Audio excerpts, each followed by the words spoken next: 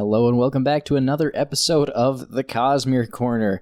And today we're going to be talking about Silverlight. Now, what is Silverlight, Jesse? Well, the point is that we're not sure about all the details. We have not had a viewpoint there.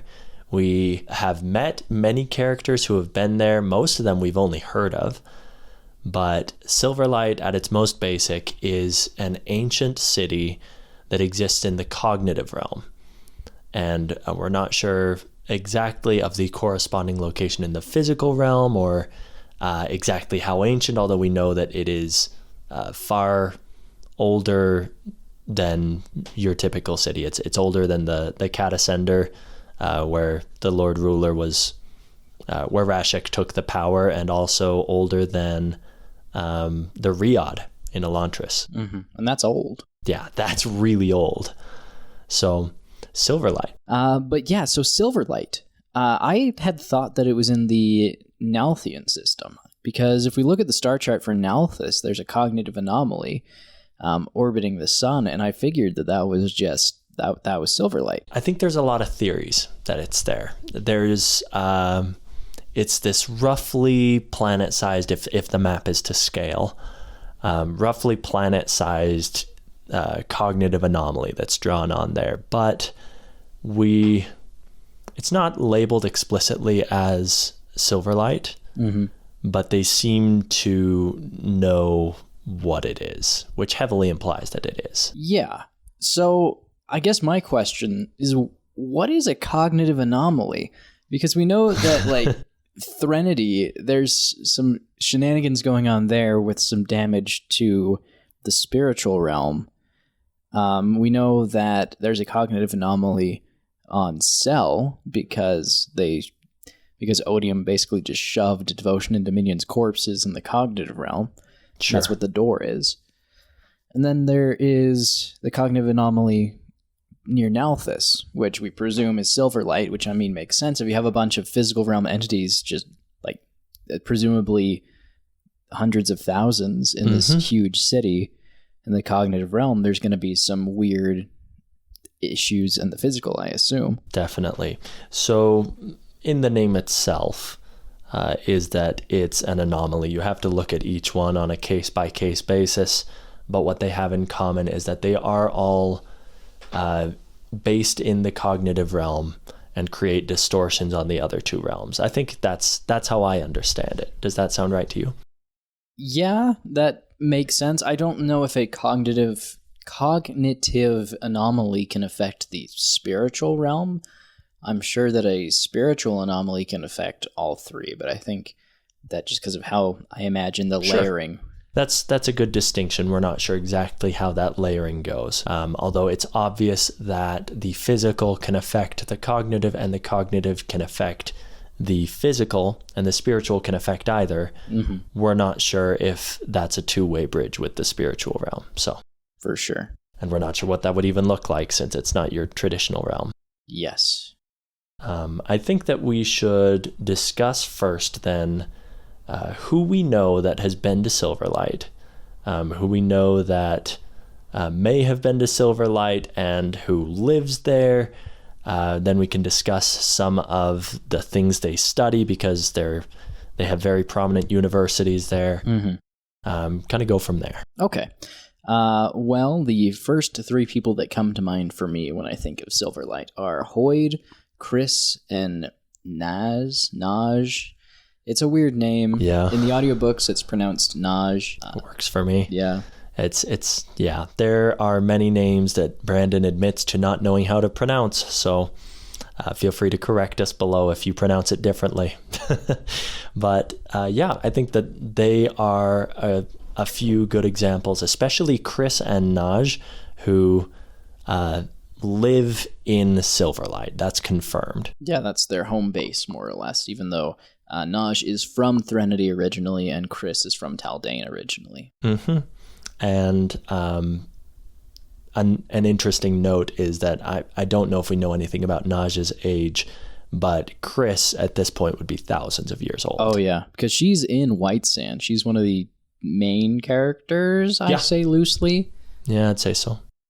And that takes place pretty early on in the Cosmere. So she's been there for a long time, and in the meantime, she has founded a university, one of multiple. We don't know exactly how many. Yeah, but these universities are studying, I think, what we would consider traditional science, as well as what we would consider magic, since, of course, in the Cosmere, it's all sort of blended. Yeah, magic behaves in a understandable and oftentimes predictable way once you know the fundamentals. I think Fabrials on Roshar and Allomancy, how if you make metals into different cages on a Fabrial, it'll augment it or change it in a different way that's similar to Allomancy. Yeah, exactly. So they study all of that sort of thing.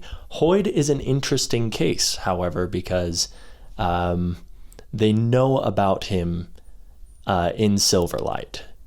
However, he's not necessarily welcome there, from what I understand, and I don't know.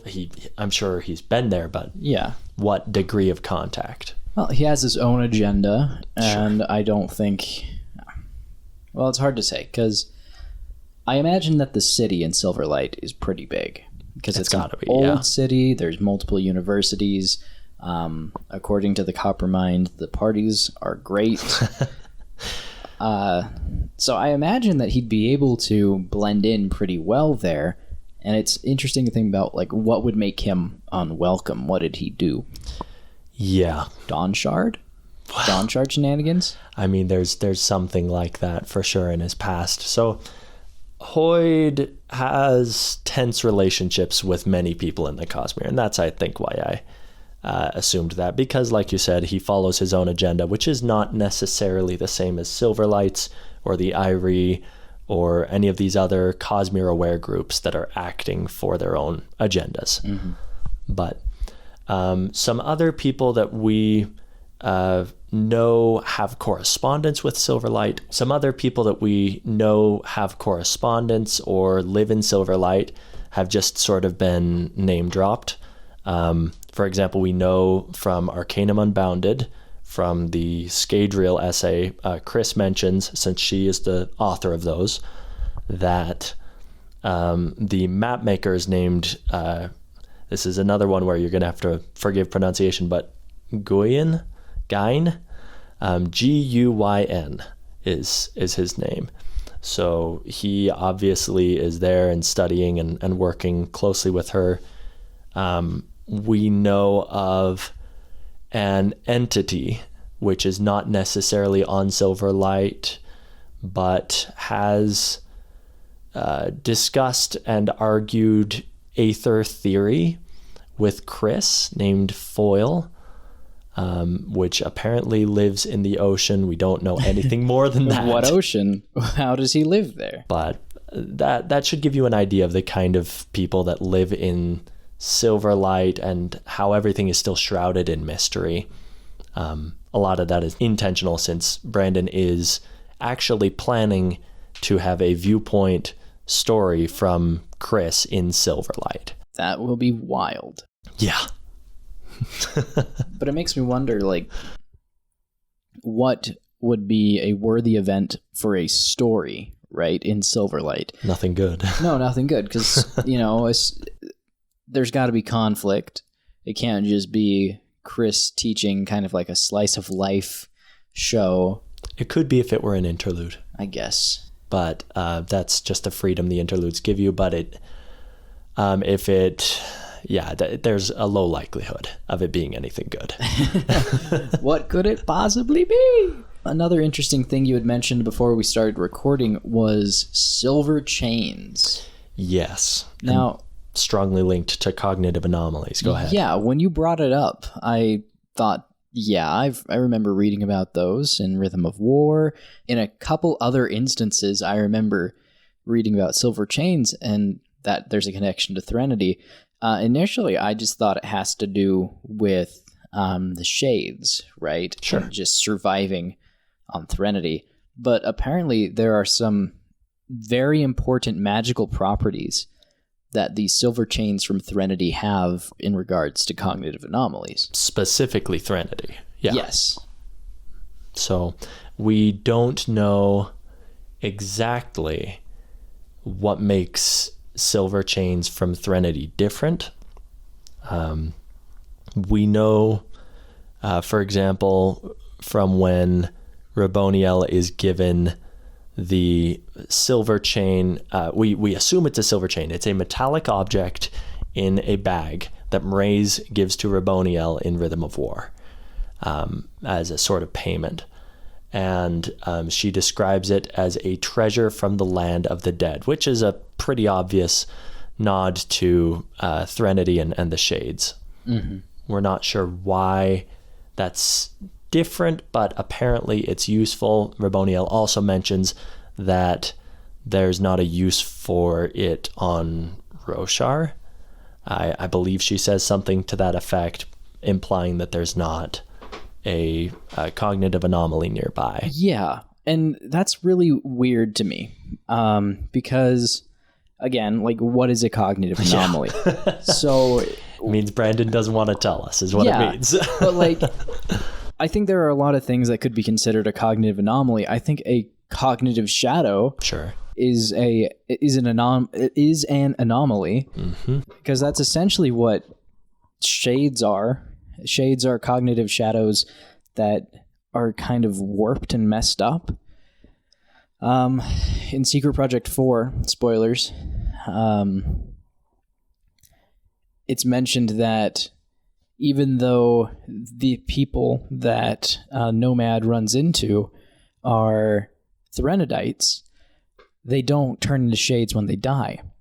Now, the rationale they come up with for that is because they branched off from Threnody before things got really bad, before, people who died and turned into shades. Before the evil, whatever that is. Yeah, before the evil, which we assume has to do with Ambition being killed in the area and damaging the spiritual realm. But apparently, if a Threnodite dies on another world, they still turn into a shade. That's what it sounds like, unless they're from the group that splintered off before the evil arrived. But anchoring yourself to survive a cognitive anomaly makes me think that it's a way to keep your cognitive aspect whole while going through this anomaly. I think that's how you get on and off of cell. I think it just holds your cognitive aspect together when it should be ripped apart. It seems like something like that. I think that's a good way to put it. They frequently do use that word that you used of anchoring. So it definitely projects an image of not being buffeted by the things around you. Anyway, I imagine that a chain that can anchor your cognitive self is your get out of jail free card for a cognitive shadow. I think that's a fascinating theory, and the fact is, at this point, we just don't know. And there's a few things that Silverlight has not been able to figure out, or that we haven't been told. They obviously seem to understand the effect of the chains, and this is something that's well known since even in Oathbringer, Kaladin sees a cultivation spren selling a chain. So people are aware of what these things are, what they do, but they're not necessarily, I'm saying that we haven't been told. No. But I guess my next question about these chains is, what makes them valuable? Like, why is it valuable to be able to travel through a cognitive anomaly? Are they common enough that it's a big issue? Is the reward for being able to go through a cognitive anomaly so great that it warrants the exorbitant price? Scions. Scions seem to be very marketable. Why do you think they're all disappearing? I guess so. But yeah, it's just very strange to me that these chains have value at all. Is it because they're hard to extract from Threnody to begin with? Because silver's more abundant on Threnody than in other places in the Cosmere, probably due to magic. Sure. Same reason that there's just more metal on Scadrian. But it's just an interesting question of what is the value? Sure, it helps you survive the anomalies, but why is that important? Sure, and what is the function? Yeah. Well, I'm not sure of the function. I think that part of the value is just driven by its scarcity, because literally everyone wants silver on Threnody if they live outside the city. And if they don't live outside the city, they're going to want silver because they might go outside someday. Yeah. Silver, and especially how it seems to get used up, which is interesting, that makes it a scarce resource, and one that they have to keep mining and keep using to survive. And it presumably doesn't get replenished. It's not like a metal on Scadrial. It's just a very finite but very necessary resource. You said, a metal on Scadrial where it gets replenished. You're saying like, gotcha, atium, that sort of thing. Or does it actually replenish in the planet? I wasn't aware.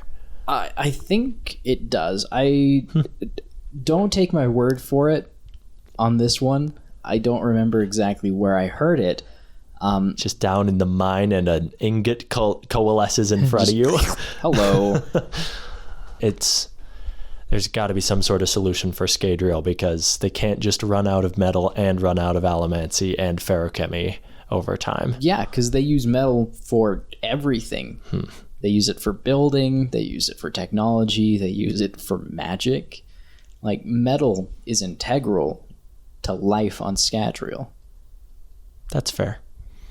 So it might be something similar to that in Threnody, but even if silver is a renewable resource, or metal on Scadrial is a renewable resource, it doesn't mean that it will renew on the same time frame that you need it. Or you use it, yeah. Exactly. So, and it doesn't seem to be usable after you have used it once. Like, otherwise they would be scooping up any silver ashes or whatever comes off and reforging it. But I need to name drop one more person since we forgot to mention them. We wouldn't want to forget Iatil, the master of Mraze, who was born in Silverlight.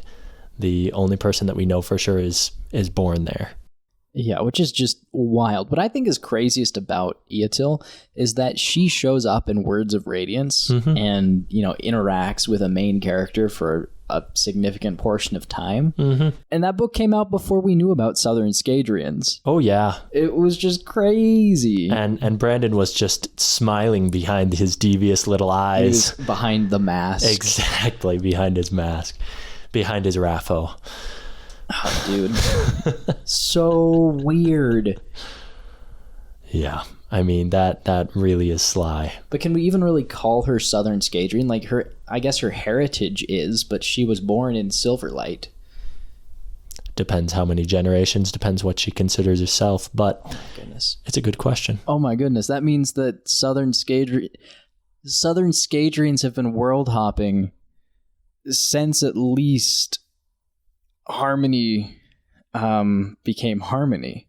Oh. Yeah, because... Is that the time difference in between Stormlight Archive and Harmony? Well, and First Era Mistborn? Well, I guess so. Because Era 2 of Mistborn takes place in between books 5 and 6 of the Stormlight Archive. Elendel Scadrians meet the Southern Scadrians in Bands of Mourning, which, goodness, how long is the span from Alloy of Law to Bands of Mourning? Off the top of my mind, I don't know. Yeah, well, I think it's a year or two. It is something like just that. Just a couple of years. Somewhere between months to years, yeah. Yeah, and between Book 5 and Book 6 of the Stormlight Archive, there's a time skip of a couple of years, I think. And Iatil seems... Oh, goodness. Shallan mentioned how old she seems. I think it was in her 20s. Apparently we need to research this. I guess so. This seems to be the Silverlight person that we know the most about, and we know nothing about her. The sad thing is, I finished rereading Words of Radiance like a week ago. So it's relatively fresh, but there's just a lot that happens. Yeah, come on, Jason. Why didn't you just memorize the entire book, huh? I'm sorry. I don't know, dude. It's huge. But no, that really means that Southern Scadrians have been world hopping since, Southern Scadrian culture has existed. And they've gone to Silverlight and they know how to get there. Sure. Yeah. So how the heck do they get into the cognitive realm down south? Where, I guess that has to mean that the perpendicularity is down there, because it doesn't seem to be in the Elendel Basin. The trick is to store up weight your entire life and then blast it all in one instant and shoot yourself from one realm to another. I don't know. Something like that. Oh my goodness. We're going to see some interplay of physics and magic pretty soon, I bet. I've kind of just blown my own mind here, because that means Southern Scadrians have access to the cognitive realm more so than, Elendel Basin Scadrians. Y'all thought that they were just down there trying not to burn to death and then freeze to death. They are the dominant culture, I think, of Scadrial. They are the Cosmere. Chads of Scadrial. Their influence is felt in the that's fascinating. In current continuity, their influence is the most influential of Scadrial on interplanetary things. Yes. For sure. And I mean, we do know that Thydekar, major spoiler coming up, sorry, Thydekar/Kelsier has appeared to the Southern Scadrians, and that Eotil's in the Ghost Bloods, which means she's probably in contact with Thydekar. Wow. So did Kelsier just stumble upon this population, save them, and then he's like, oh, this is base of operations. He's like, I've got a job for you. Oh yeah, it's all coming together. Maybe that's why he was there. He was looking for the perpendicularity. Why there? I don't know. We know where the Well of Ascension is. That's preservation. Well, we know where it was. We don't know where it is now. That's fair. Because Harmony totally could have moved it. I mean, Rashik moved it. He did. He played Rubik's Cube. They both did. So, and the pits... Wait, the pits still exist. The pits are in Elendel. Because the Khandra homeland is underneath Elendel. That's fair. And that was the pits. That was the pits. So we can assume that since they don't replenish Atium there, that the perpendicularity, Ruin's perpendicularity is not there anymore. So we're talking Harmonium. And that's at the metal. Southern Scadrian. Yeah. Oh, gotcha. And they have that, yeah? They do. They have at metal. Oh, shoot. So I guess there must be like a mine nearby the perpendicularity. There must be. I don't even know if we're going to learn about this in the Lost Metal, because Lost Metal is about... Well, maybe we do, because I'm sure we do. Yeah. So, wow, we've gone off the rails here, but I love it. We sure have. Silverlight is one to go off the rails on, because it's connected to everything. They have their grubby mitts and everything. In the synopsis that's been released for the Lost Metal, it mentions that Marisi and Wayne get recruited by Worldhoppers who are intending to help save Scadrial. Dang. So they would have had to have entered, Scadrial through the cognitive realm. Sure. Yeah. Which would mean they'd have to come through the perpendicularity, most likely, unless they have the surge of transportation. We're going to get a big look behind the curtain on what Scadrial actually is. Yeah. Like, we all thought that Elendil was the stuff. Well, I mean, Wax even theorizes about it. He's like, do they have skyscrapers like this? Are they commonplace? Because they've got flying ships. So are our brand new skyscrapers that we're just barely making? Turns out that they were just living in the national park here. That they are in the boonies. Yeah, exactly. The Southern Scadrians were like, oh yeah, just leave them there. They're happier if they don't know. Dude, maybe that's one of the reasons Harmony is so mad at the people of Elendel.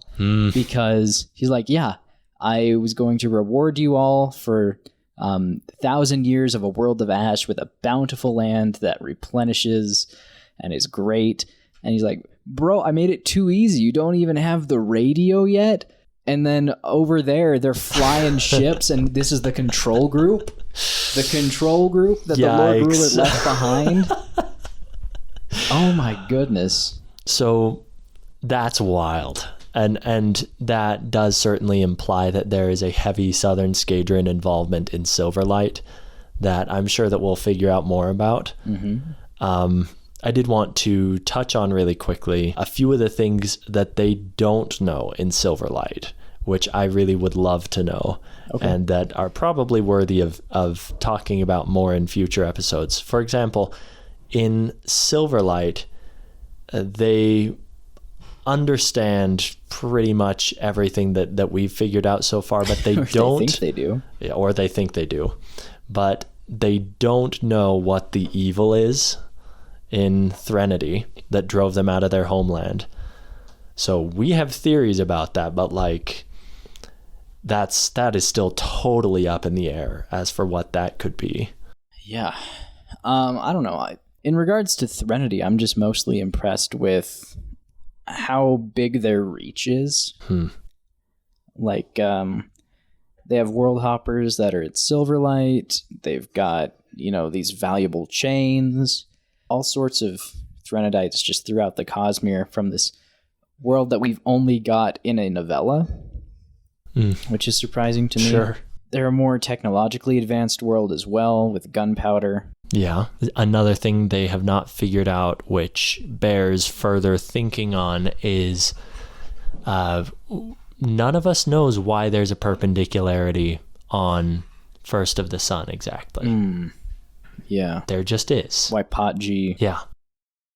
I don't know. I feel like there's a word of Brandon about that. It's worth digging up and it's worth theorizing about, but at least Silverlight doesn't know. Yeah. That's what we can assert. I think the Sanderson explanation for it was that there are just pockets of investiture in the Cosmere that aren't related to any shard, and the perpendicularity on Pot G just happens to be one of them. That's quite the lottery if you assume it's evenly or, just randomly distributed across all of space, and it happens to land on land and on a planet, and on a habitable planet. I mean, the odds of that just seem too low for me. So Silverlight knows a lot. They don't know everything. I really can't wait for the book where we get more Chris viewpoints and more views of something as old or older than the Dawn cities on Roshar. I mean, this is old. Yes, older than the 5 scholars, we assume. And that's old. Like, that's seriously old. So seriously, I was trying to think of a way to work in Xyle, and apparently Siri just snuck in. So yes. Anyway, wild. It is kind of wild that one of the 5 scholars is on Roshar. Yeah. I think that's one for another day. Man, dude. Oh, dude. Oh, man. Oh, geez. Silverlight. Yeah. It's wild. What would you want to know most about Silverlight? Top thing. Out of any of the characters, any of the setting. Dude. About Silverlight itself? Any of the characters heavily related with Silverlight as well. I think a slice of life story about a student who is studying realmatic theory at the universities of Silverlight. Yeah. And so it's not necessarily about anyone that we know, but we run into all these people we know as professors or adjunct professors at the University of Silverlight. Sure. And so it's basically just a slice of life high school drama.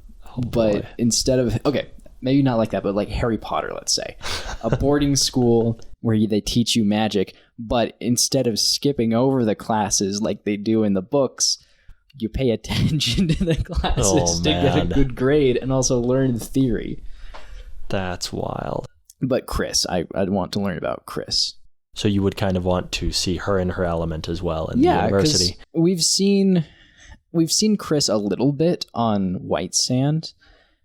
Admittedly, I don't think that's a good characterization of her character now. That's really early on in her life, her very long life. Yes. We actually have a short story about Naj, which is in the broadsheets in Era 2, which I think is interesting. I think we know more about Naj than we do about Chris, just because of his characterization and notes on maps in this story, which is weird because we have more text by Chris. That is interesting. Yeah. I see what you're saying. We know she's from Darkside on Whoa, the name's gone. Taldane. Thank you.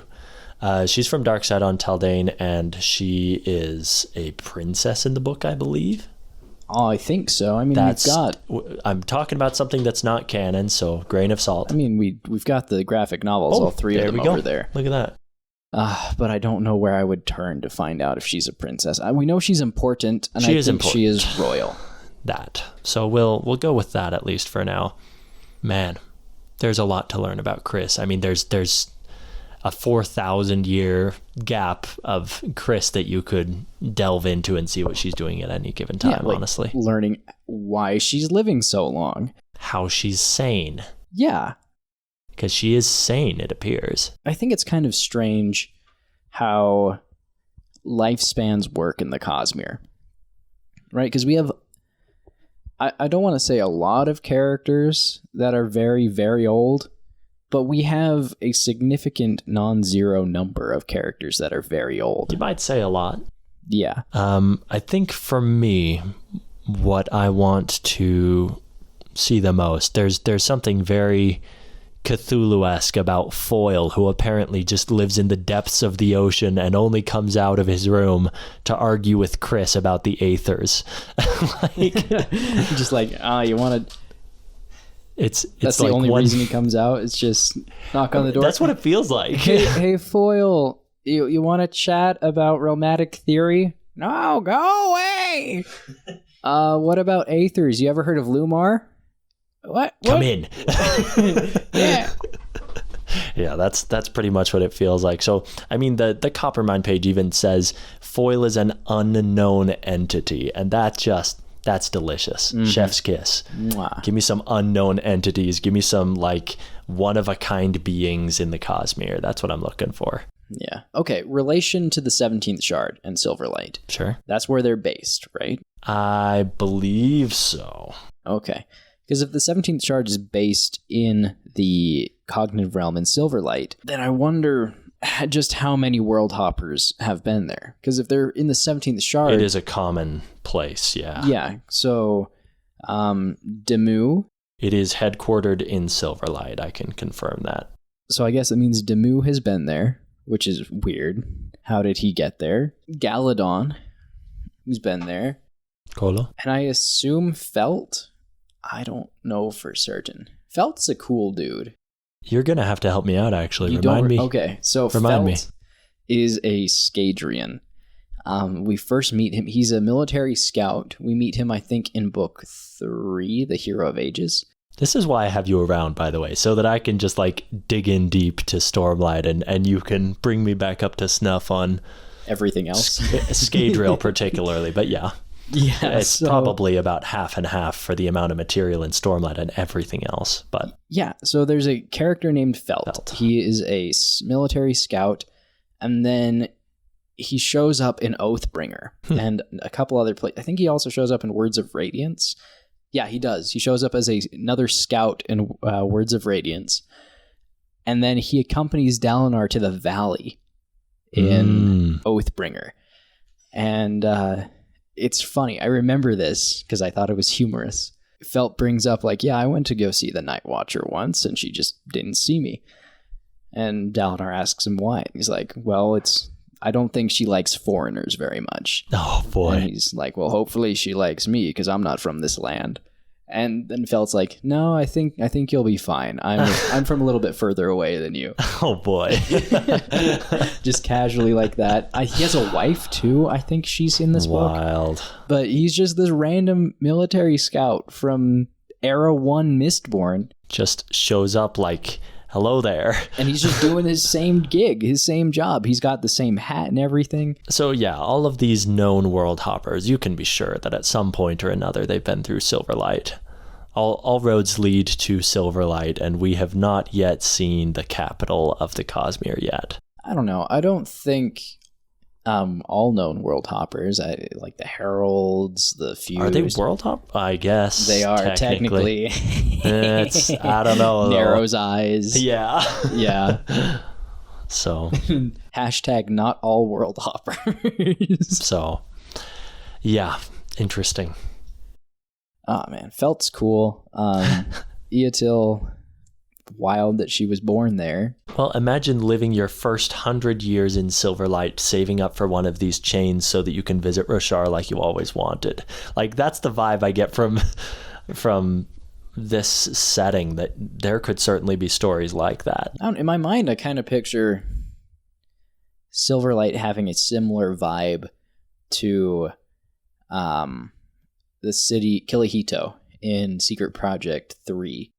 Okay, I see that. Yes, just not dark and gloomy. I kind of see it as kind of ethereal. Tokyo. But Tokyo, yeah. Well, I mean, if there's one thing you can bet on, it's that Brandon will be using Asian influences, since that's the majority of the population of the world right there, and he recognizes. He lived there for a while. He lived there. He loves it. So I'm excited to see more of Silverlight, and I think that that's just a good piece of groundwork for it. It's not the end of the road by any means, but this will give you a good idea if you are familiar with the rest, and a good review if you already knew some of this. For sure. The last thing I want to bring up, canned food. Canned food, though. Canned food. And instant noodles. Yes, but most importantly, canned food. Hoyd disagrees. Okay, yes, but for the sake of world hopping, canned food. Sure. Where in the Cosmere have we seen canned food? We've seen it in Era 1 Mistborn and Era 2 Mistborn, but we haven't seen that there are any other worlds that have canned food.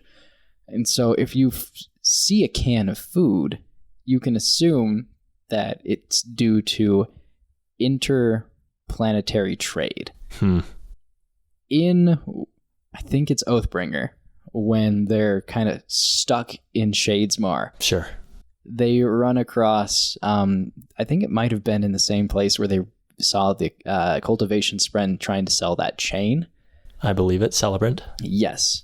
There was someone who was selling canned food, and Azure brings it up.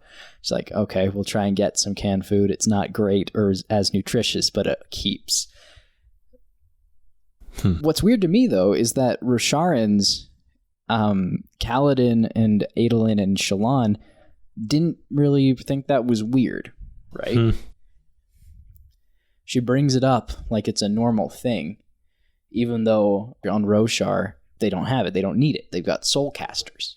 Maybe Kaladin really likes his canned chili. Who knows? I guess. I've got my tinfoil hat on for this tin can dive. Do you have a tinfoil hat theory? I'd love to hear it.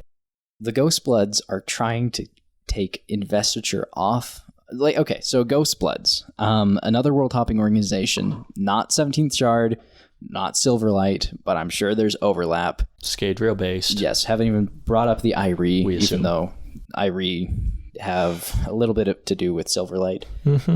I think that they're primarily a trade organization. And they deal in information mostly, but they also are just interested in making money because Kelsier likes money and notoriety. And I think one thing that they use as leverage is canned food and that technology. And if they could trade a can of beans, of Scadrian beans, for a sphere of Stormlight, I think they would. Speaking of economics, it would be interesting to see the exchange rate between the worlds. How would they go about doing this? What is a clip to a clear mark? That sounds like the kind of thing that they probably have written down somewhere. In the wiki? Like how much a loaf of bread costs in imperial boxings and all that. But I mean, I think that's one way to do it for sure. What's a food that they both have? Sure, in economics, that's exactly what you do. You look at some base goods. So, I guess we could do bread, but the issue is that the only time we see normal bread on Roshar is from Shinovar, and so you've got some inflation for shipping, and also that it's a foreign good. What is the cost of an AVR on any planet? That is a good question, because they're still expensive on First of Sun. They've got a blessing. Well, I think that's a great place to leave it. We don't know where the canned food is coming from. Where is it coming from? Where's the canned food coming from? Is it Fadrix? Because I know that Mr. Set says that they have a cannery in Fadrix, so is all the food in all the Cosmere coming from Fadrix City that doesn't exist anymore? Oh boy. Anyway, thank you so much for listening to this episode of the Cosmere Corner. As always, we'd like to hear what you think. I'd like you to put in the comments down below what your favorite canned food is, or a favorite theory about Silverlight. Jesse, you got anything to add while we're saying goodbye? You can take off your tinfoil hats now. We're done. But thank you for indulging and for thinking it through with us. Heck no, I'm not taking that off. How can I trust my emotions if I don't have a tinfoil hat on? Anyway, thank you so much for watching. Be sure to subscribe for more content and have a fantastic time of day. All right, guys. Bye.